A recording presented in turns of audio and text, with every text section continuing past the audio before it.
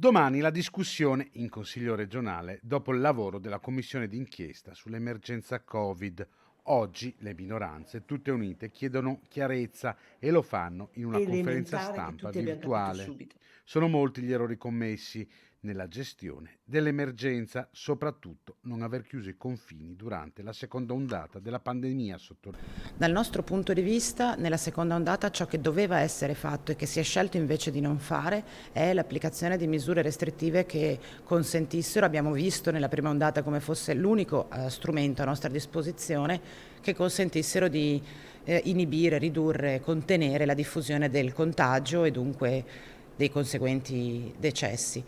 La volontà di non chiudere il Veneto è una volontà che la Regione ha pervicacemente sostenuto, a nostro giudizio inviando dei dati non sempre veritieri e corretti o nelle tempistiche corretti al Governo, che in quella seconda ondata aveva definito il meccanismo delle famose zone a colori rosse, arancioni e gialle per decidere a livello nazionale eventuali restrizioni. Dunque attraverso questo meccanismo la Regione del Veneto ha di fatto inibito al Governo la possibilità di definire e decidere misure restrittive a livello nazionale e contemporaneamente la Regione, il governatore Zaia, pur avendone tutta l'autorità e tutto il potere, ha scelto di non applicare mai misure restrittive.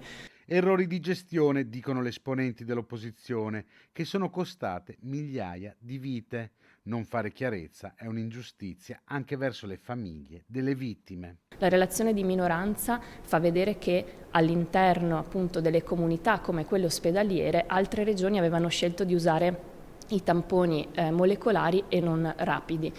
Un secondo tema è quello appunto del tracciamento. Ricordiamo, e la relazione di minoranza lo fa vedere, che in un periodo specifico, ed è stato confermato dagli auditi, quando si cercava di indicare se le persone fossero sintomatiche o asintomatiche, è stato detto, non si riusciva a fare tutte le telefonate che servivano per chiedere alle persone a casa se erano sintomatiche o sintomatiche e quindi non si è riusciti a tenere il tracciamento. Quindi vuol dire che questa strategia testing e tracciamento soltanto non ha funzionato, anche perché ci sono stati degli errori e delle criticità.